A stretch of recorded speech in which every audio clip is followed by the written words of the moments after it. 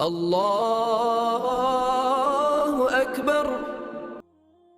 حضرت عیسیٰ علیہ السلام گزر رہے تھے تو ایک شخص نا زمین پہ پڑا ہے، اس کی دونوں ٹانگیں کٹی ہوئی ہیں، دونوں ہاتھ بھی کٹے ہوئے ہیں اور آنکھیں بھی کوئی نہیں، اندھا ہے، سنتا ہے، بولتا ہے، لیکن یہ تین اعضاء اس کے جسم کے موجود نہیں۔ جناب عیسیٰ علیہ السلام نے دیکھا لوگ کھڑے ہیں تو آپ بھی وہاں تشریف لے گئے، تو وہ بندہ کچھ بول رہا تھا، اور بول کیا رہا تھا؟ کہہ رہا تھا یا اللہ تیرا شکر ہے، یا اللہ تیرا شکر ہے، یا اللہ تیرا شکر ہے، دکھ قبول محمد بخشا راضی رہن پیارے، تیرا شکر ہے، تیرا شکر ہے، تیرا شکر ہے۔ تو حضرت عیسیٰ علیہ السلام نے لوگوں کو سمجھانے کے لیے اس سے پوچھا، اللہ کے نبی تو جانتے ہیں نا لوگوں کو سمجھ آ جائے، فرمانے لگے نہ تیری آنکھیں ہیں، نہ تیرے ہاتھ ہیں، نہ تیرے پیر ہیں، تو شکر؟ کہنے لگا حضور کوئی شے نہیں، پر اللہ کا احسان ہے نا میرے سینے میں ایمان موجود ہے۔ بے شک اللہ اپنے بندوں پر بڑا ہی مہربان اور نہایت ہی رحم کرنے والا، رؤوف اور رحیم ہے، بڑا مہربان ہے، کرم فرماتا ہے۔ اللہ تعالیٰ اپنے بندوں سے بڑا جلد راضی ہو جاتا ہے، وہ اپنے بندوں کو بہت زیادہ مشقت میں نہیں ڈالتا، وہ اپنے بندوں سے اپنی نعمتوں کا بدلہ نہیں چاہتا، بہت سخت مشقت والی عبادتیں نعمتوں کے بدلے نہیں چاہتا، وہ بڑی جلدی رحم فرماتا ہے۔ اللہ تبارک و تعالی اپنے بندوں کے حق میں رحمت والے فیصلے کرتا ہے، درگزر والا معاملہ فرماتا ہے۔ جگہ جگہ قرآن مجید میں اللہ تعالیٰ نے اپنے بندوں پر رحمت کرنے کا ذکر فرمایا ہے، ان اللہ یغفر الذنوب جمیعا، فرمایا بے شک رب تمہارے سارے ہی گناہ معاف فرما دے گا، تم نا امید نہ ہونا، وہ معاف کر دے گا تمہیں۔ کچھ غلطیاں ہم کرنا نہیں چاہتے پر ہم سے ہو جاتی ہیں، کچھ دل ہم توڑنا نہیں چاہتے پر وہ ٹوٹ جاتے ہیں، ہماری مجبوری ہوتی ہے ٹوٹ جاتے ہیں۔ رات کو اس کی بارگاہ میں ہاتھ باندھ کے، کشکول طلب دراز کر کے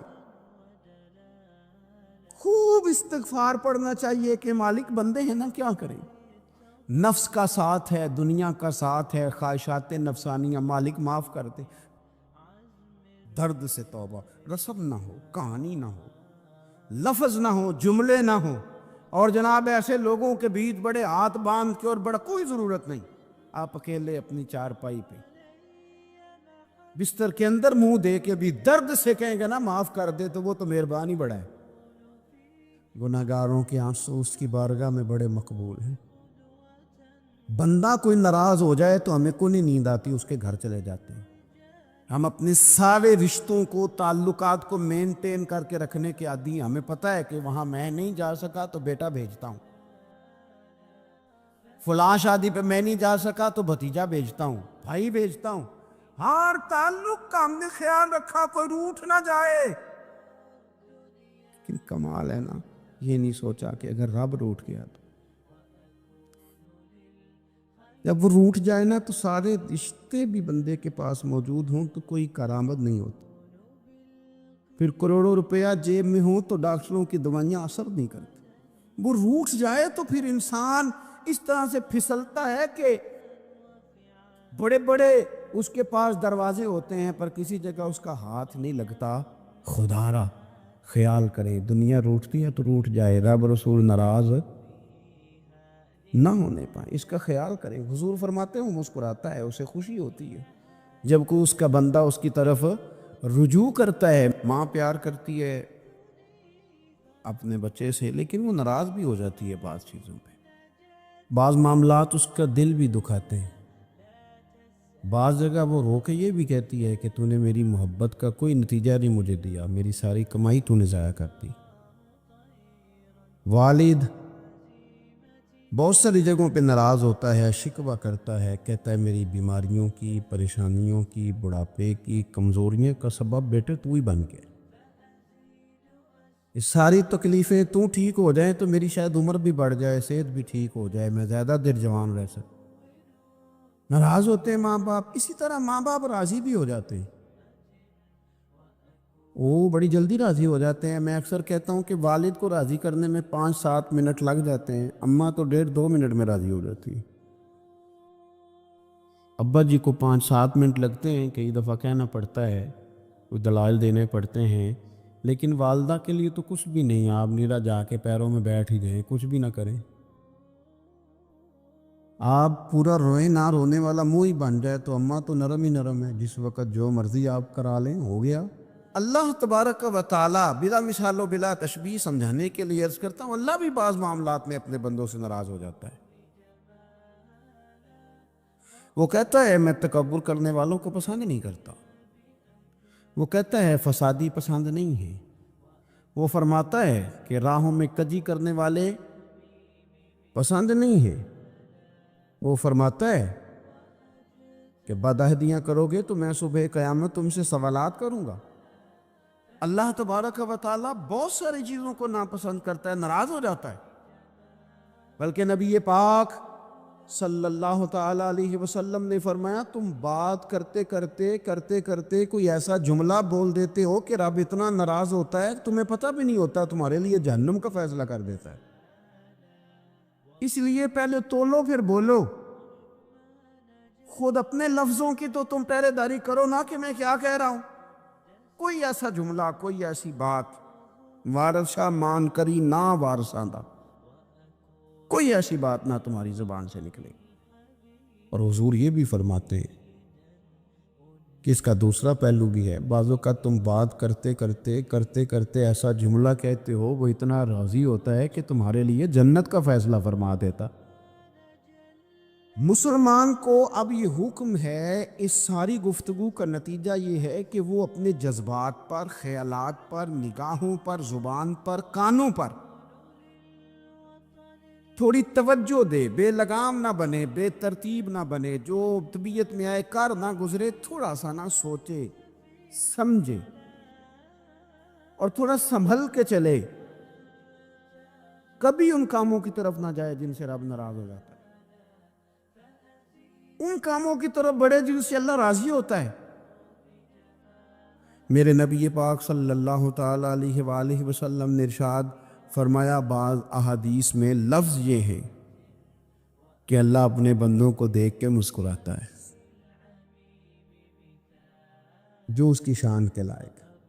جس ترتیب سے ہم مسکراتے ہیں، جس ترتیب سے ہم روتے ہیں، جس ترتیب سے ہم کسی بات کا اظہار تشکر کرتے ہیں، خدا ان باتوں سے پاک ہے۔ اب بہت ساری حدیثوں میں آیا کہ وہ مسکراتا ہے، تو کیا مطلب ہے مسکرانے کا؟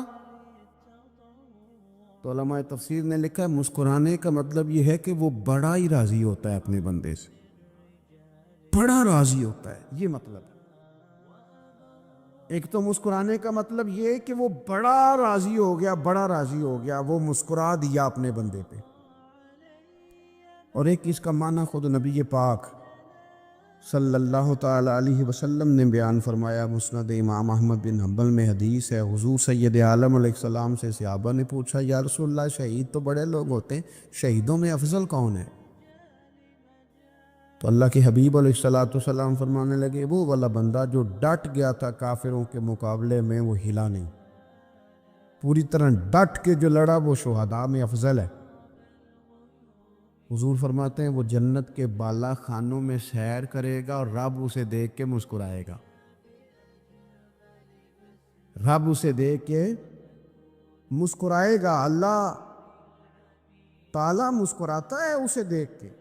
اور اگلے جملے میں حضور نے وضاحت کر دی، فرمایا جب رب دنیا میں کسی پر مسکراتا ہے نا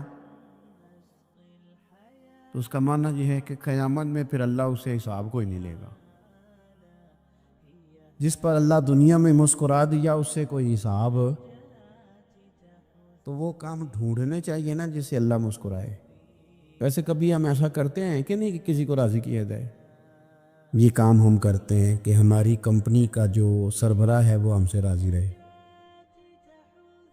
جس ادارے میں ہم پڑھاتے ہیں اس ادارے کا بڑا ہم سے راضی رہے، یہ کرتے ہیں ہم۔ اس کے لیے کچھ نہ کچھ ہیلے بہانے ہم کرتے ہیں۔ برادری، قبیلہ، علاقہ، بستی، لوگ کسی طریقے سے ہمارے ساتھ مطمئن رہیں، کرتے ہیں نا یہ سارے کام۔ اس میں تھوڑی مشکل بھی ہمیں آتی ہے، لیکن کرتے ہیں، کیا کریں۔ گھر میں بھی کئی دفعہ ایسا ماحول بنانا پڑتا ہے۔ چلیں ایک اور میٹھی مثال دیتے ہیں، زیادہ سمجھ میں آئے گی۔ چھوٹا بچہ خوش رہے، آپ اس کے لیے محنت نہیں کرتے؟ وہ چھوٹا ہے، اس کو خوش کرنا فرض ہے ابا پہ، لیکن وہ کہتا ہے کہ میں نے موٹر سائیکل لینا ہے۔ چھوٹا ہے، چلا ہی نہیں پائے گا، تو ابا پھر اسے راضی کرتا ہے، کہتا ہے بیٹے چھوٹا سائیکل لے لے، چل میں تجھے اڑانے والا جہاز لے دیتا ہوں۔ مقصود کیا ہے کہ اس کو ناراض نہیں کرنا، یہ روئے نہ، اس کا دل نہ ٹوٹے۔ ہو یارو سنو نا میں کیا کہہ رہا ہوں۔ اگر چھوٹے بچے کے لیے وہ چیزیں ڈھونڈتے ہو، میرے ابا جی نا اپنے نواسے کے لیے کھلونا لے کے آئے تو بچہ بڑا ہی کھیلا، تو ابا جی کہنے لگے لو پیسے پورے ہو گئے میرے۔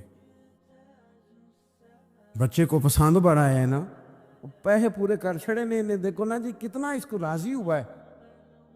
تو انسان کیا کرتا ہے کہ کوشش کرتا ہے چھوٹا بچہ بھی ناراض نہ ہو، تو وہ چیزیں وہ ڈھونڈتا ہے کہ اس کو کیا پسند ہے، چاکلیٹ لے جاؤں، فلاں چیز لے جاؤں، آئس کریم لے جاؤں۔ تو ایک بچے کے لیے، گھر کے لیے، سربراہ کے لیے اتنی محنت کرتے ہو، تو وہ کام بھی ہمیں ڈھونڈ کے تلاش کرنے چاہیے نا، جسے رب راضی ہوتا ہے،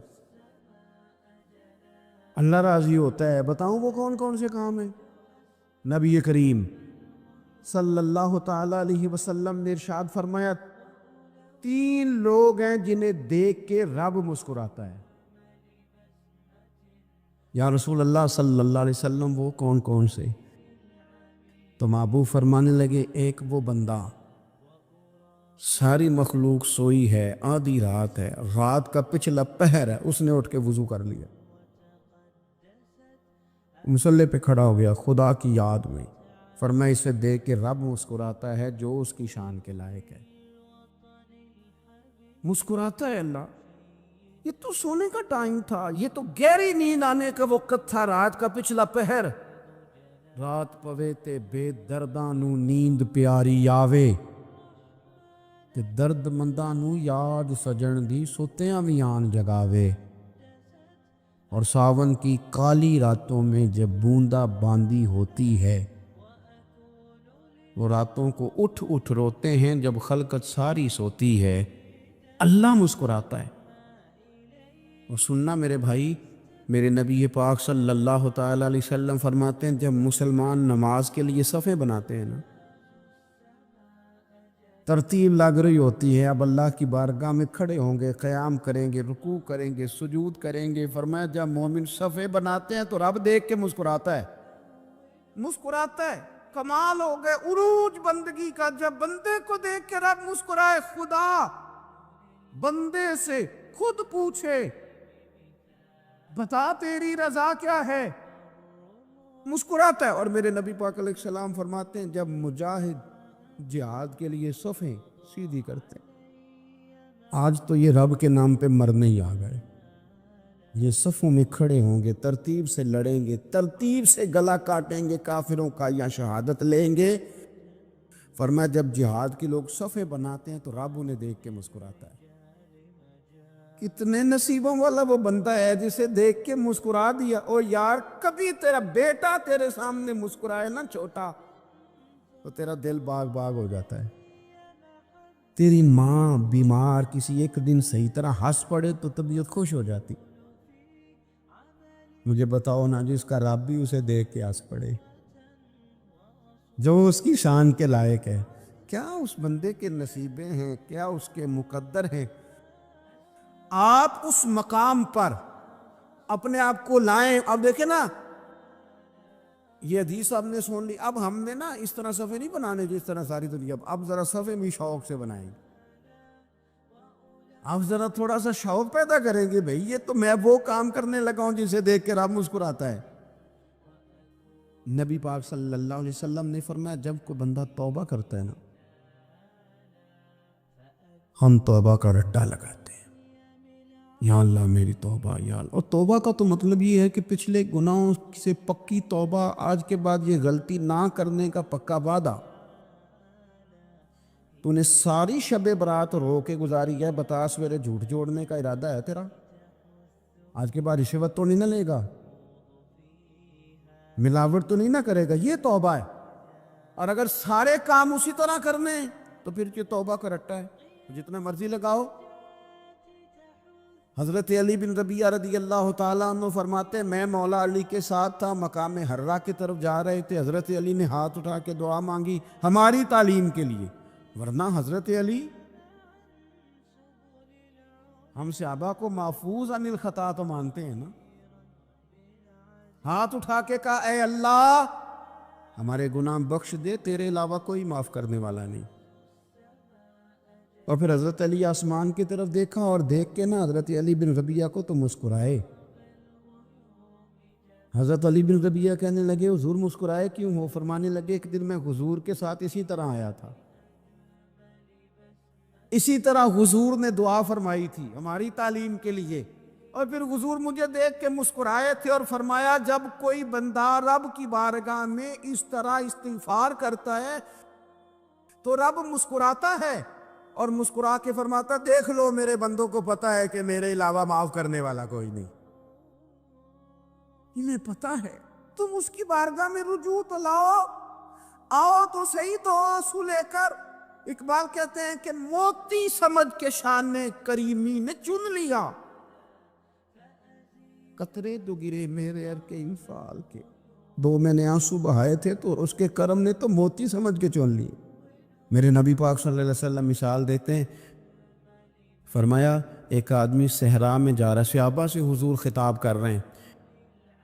فرمایا ایک آدمی صحرا میں جا رہا تھا، اس نے اپنی اونٹنی پہ کھانا پانی پیسے ہر چیز رکھی ہوئی تھی. صحرا تھا بہت بڑا، درمیان صحرا کے گیا تو تھوڑا سا سستانے کے لیے آرام کرنے کے لیے اونٹنی سے نیچے اترا. اب اس نے اونٹنی کی لگام، اونٹنی کی نکیل اپنے سرہانے کے نیچے رکھی، ہاتھ کے ساتھ پکڑی اور سو گیا. تھوڑی ہی دیر کے بعد جب اس کی آنکھ کھلی تو دیکھا اونٹنی غائب ہے. صحرا میں وہ پیدل نہ آگے جا سکتا ہے نہ پیچھے جا سکتا ہے، نہ دائیں نہ بائیں، کھانے کو روٹی نہیں، پینے کو پانی کا قطرہ نہیں، تھوڑا ادھر بھاگا ادھر بھاگا، تھک گیا. کریم محبوب فرماتے ہیں وہ پوری طرح نڈھال ہو گیا اور مایوس ہو گیا، معاذ اللہ مایوس ہو کے دوبارہ اسی جگہ آ کے لیٹ گیا جہاں پہلے لیٹا تھا. انتظار کرنے لگا کہ اب موت ہی آئے گی، آخری وقت ہے، اب نہ میں پیدل یہ صحرا کراس کر سکتا ہوں، نہ پیچھے جا سکتا ہوں، نہ کھانا ہے نہ پانی ہے، سوائے موت کے کوئی سہارا نہیں. حضور فرماتے ہیں وہ رستے میں دوبارہ لیٹ گیا. اچانک اس نے رخ بدلا تو اونٹنی سامنے کھڑی تھی. حضور نے صحابہ سے پوچھا بتاؤ نا اسے بھلا کتنی کو خوشی ہوگی؟ یا رسول اللہ جسے نئی زندگی مل گئی ہے. آپ دیکھیں نا سارے ڈاکٹروں نے کہہ دیا کہ اس کے تو گردے معدہ جگر ہر چیز ختم ہے، گھر لے جاؤ خدمت کرو، ہر طرف پریشانی ہے. وہ بندہ بھی سمجھ گیا ہے کہ آخری وقت آ گیا، کل جاؤں پرسوں جاؤں، تیاری ہو گئی، سب لوگ آ گئے، باہر والے بھی آ گئے.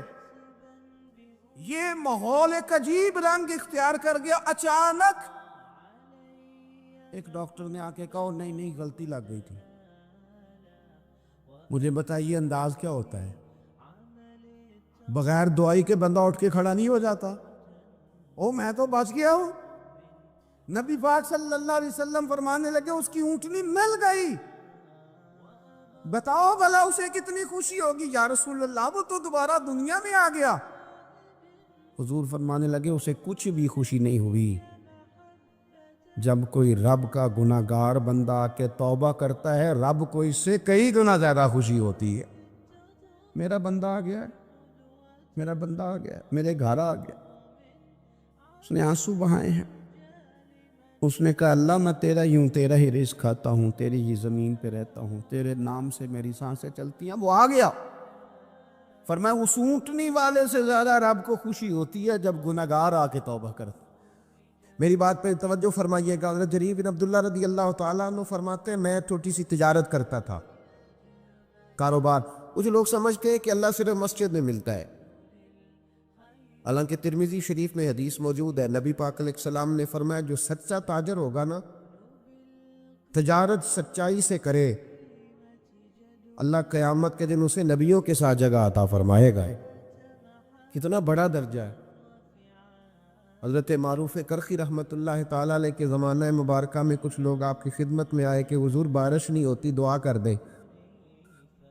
تو آپ فرمانے لگے وہ میری خانقاہ کے، میرے مدرسے کے، میری مسجد کے سامنے ایک کریانے کی دکان والا ہے، اس سے دعا کراؤ بارش ہو جائے گی۔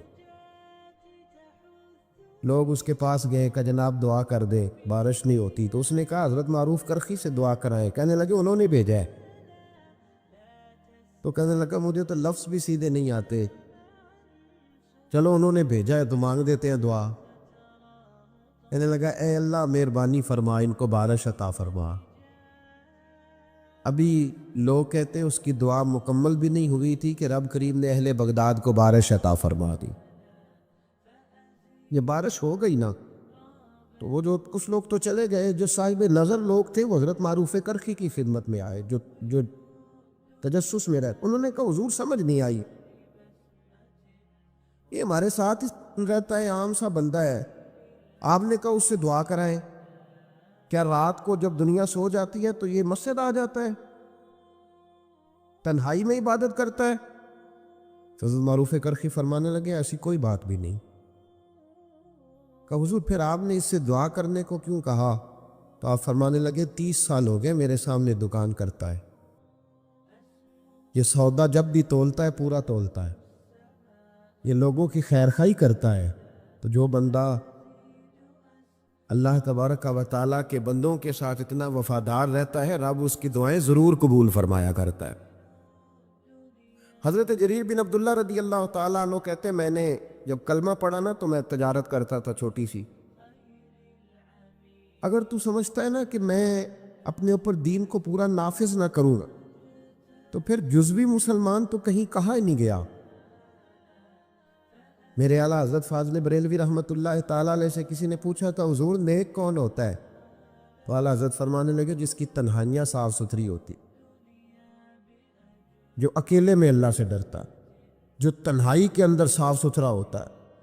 محفل میں تو میری طرح سارے سج سمر کے آتے، فرمایا جو اکیلا بیٹھا ہو اور اس پر اللہ کا خوف طاری ہو وہ اصل میں نیک بندہ ہوتا ہے۔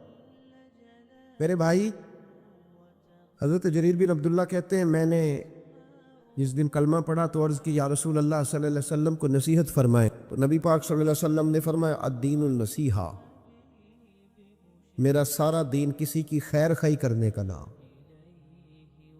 بھلا گر کسی کا۔ حضرت جریر بن عبداللہ نے وہ بات سنی اور چلے گئے۔ کہتے میں پہلے دن گیا، اس ذوالقعبہ کے اندر یہ چیز روایت موجود ہے، کہتے میں پہلے دن گیا، ایک یہودی سے میں نے گھوڑا خریدا اور 3 دینار میں میرا اس کے ساتھ سودا طے ہو گیا۔ فرماتے ہیں جب گھوڑے کی میں نے لگام پکڑی اور میں چند قدم چلا تو وہ گھوڑا بڑے ٹھنڈے مزاج کا تھا، کہ ساؤ آخی ہے پنجابی، وہ بڑا ساؤ تھا۔ کہتے وہ بالکل میرے ساتھ ساتھ چلنے لگا تو میں واپس پلٹا اور میں نے اس یہودی سے کہا یہ تو گھر میں بھی رکھنے کے لیے بڑا اچھا ہے، یہ تو سواری گھر میں بچوں کے درمیان بھی ٹھیک ہے، 3 دینار نہیں تو 6 دینار رکھ، تیرا مہنگا ہے۔ کہتے ہیں وہاں کے کھول کے میری طرف دیکھنے لگا۔ اب میں نے دوبارہ گھوڑے پہ سواری کی، جب تھوڑا سا میں نے اس کو چلایا تو کہتے ہیں وہ تو سواری میں بھی بڑا عمدہ تھا۔ میں نے اس یہودی کی طرف پھر توجہ کی، میں نے کہا یار تیرا گھوڑا مہنگا ہے، تو 3 دینار اور رکھ۔ کہتے مجھے کہنے لگا تو وہی ہے جو پہلے آتا تھا یا تو بدل گیا ہے؟ میں نے کہا نہیں، اب میں بدل گیا ہوں، اب میں وہ نہیں ہوں، اب میرے اندر تبدیلی آ گئی، مجھے کسی نے بدل دیا ہے۔ کچا رنگ للاری والا جڑا چڑھدا لیندا رہندا، اے عشق تیرے دا رنگ محمد چڑھ جائے پھر نہیں لیندا آتا۔ میں بدل گیا ہوں، کہتے کہا بات تو بتاؤ. تو فرمانے لگے یار میں تجھے اگر 9 دینار دے کے بھی منڈی میں جاؤں گا تو میرا وہاں پھر بھی 12 کا بکے گا. تو اگر 3 دینار اللہ مجھے اس میں سے پھر بھی دے دے گا تو میں تیرے 6 کیوں رکھوں, تو رکھ. تو یہودی کہنے لگا جناب آپ بتائیں تو صحیح آپ کیسے بدلے؟ تو فرماتے میں نے اس سے کہا کہ بدل اس طرح گیا ہوں کہ میں نے مدینے والے محبوب کا کلمہ پڑھ لیا ہے, اور میرے نبی پاک صلی اللہ تعالیٰ علیہ وسلم نے مجھ سے فرمایا ہے کہ لوگوں کی خیر خواہی کرنا, الا کرنا, کسی کا نقصان نہ کرنا, کسی کے ساتھ زیادتی نہ کرنا, کسی کو لوٹنا نہ. اب میں بدل گیا ہوں, میرے اندر انقلاب آ گیا, اب میں شعوری طور پر ایک انسان بن گیا ہوں. کہتے ہیں یہ کہہ کہ جب میں نے گھوڑے کا رخ موڑا نا تو یہودی چھلانگ لگا کے میرے پیچھے بیٹھ گیا. میں نے کہا تو کہاں جا رہا ہے؟ کہنے لگا مجھے بھی وہیں لے چل جس نبی نے تجھے بدلا ہے, میں بھی ان کی خدمت میں جانا چاہتا ہوں. ہم انقلاب لانا چاہتے ہیں تقریروں سے. جو بندہ بھی سٹیج پہ بیٹھتا ہے نا, اب تو لوگ کنٹرول ہی نہیں کرتے کہ وہ کیا کہہ رہے ہیں. ادعو الی سبیل ربک بالحکمت والموعظۃ الحسنہ, اچھے طریقے سے لوگوں کو دین کی طرف بلانا چاہیے. اور چونکہ ہمارے ہاں یہ سٹیٹس بھی نہیں ہے کہ کس نے بیٹھنا ہے اور کس نے نہیں بیٹھنا, لہذا میری طرح جو بھی بیٹھ جاتا ہے سب سے نیک وہی ہوتا ہے. باقی وہ نہ اسے پہلے کوئی اچھا آدمی گزرا ہوتا ہے معاذ اللہ, اور نہ اسے اپنے معاصرین میں کوئی نظر آتا ہے, اور بعد والے تو ویسے نہیں نہ اچھے ہوتے. تو بھائی یاد رکھیں, انقلاب صرف تقریروں سے نہیں آتا, عمل دیکھتے ہیں لوگ. اعلیٰ حضرت فاضل بریلوی کے چھوٹے صاحبزادے تھے حضور مفتی اعظم ہند. تو کسی شخص نے ان سے پوچھا کہ حضور کیا مطلب ہے؟ تھوڑی دیر لوگوں کا دوستانہ رہتا ہے پھر ٹوٹ جاتا ہے. تو آپ فرمانے لگے جب تک تو لوگ باتیں سنتے ہیں تب تک تو لوگ ساتھ رہتے ہیں, اور جب تھوڑا سا عمل دیکھنے لگتے ہیں پھر پیچھے ہٹنے لگتے ہیں, پھر وہ بیک ہونے لگتے. اسی لیے تو محبوب نے فرمایا کسی کو پرکھنا ہو تو لین دین کر کے دیکھ, اس کے ساتھ سفر کر کے دیکھ, وقت بتا کے دیکھ, پھر تجھے پتا چلے. میلاد ایک انقلاب ہے, بدل جانے کا نام. نبی پاک کے غلام بدل جایا کرتے, ان کی وہی کیفیات نہیں رہتی. حضرت ابو ذر غفاری رضی اللہ تعالیٰ عنہ فرماتے ہیں میں اپنے غلاموں کے معاملے میں اتنا سخت تھا کہ لوگ دوسرے مثال دیتے تھے اپنے غلام کو کہ پھر تیرا وہی حال کروں جو ابو ذر اپنے غلاموں کا کرتا ہے. اتنا میں سخت مارتا تھا. ہم بھی بڑے ڈکٹیٹر ہوتے ہیں نا اپنے اپنے ہاں, کہتے نہیں میرے آگے کوئی نہیں بولتا جی, کسی کی ضرورت ہی نہیں جی, بالا دی کی مجال ہے انہوں دی اماں دی کی ضرورت ہے. او بھائی ایسے نہ کر. دنیا میں سب سے خوبصورت شخص وہ ہوتا ہے جس کو لوگ اپنا دکھ بتانا آسان سمجھتے, جس کے لوگ قریب جاتے ہیں. تو کس طرح کا بن گیا ہے کہ تیرے اپنے بھی تیرے قریب نہیں جاتے, اور پھر تو اپنی تعریف کر رہا ہے. دنیا میں بہترین شخص وہ ہوتا ہے جس تک لوگوں کی رسائی آسان ہوتی ہے, جس کو لوگ اپنی بات آسانی سے بتا سکیں, وہ سمجھے کہ یہ ہمارا مداوع کرے گا.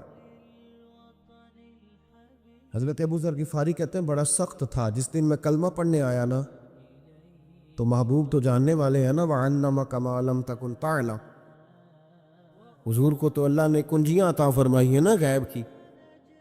تو محبوب پاک علیہ السلام کی بارگاہ میں جب کلمہ پڑھنے حاضر ہوا تو محبوب علیہ السلام سے عرض کی حضور کوئی خاص بات؟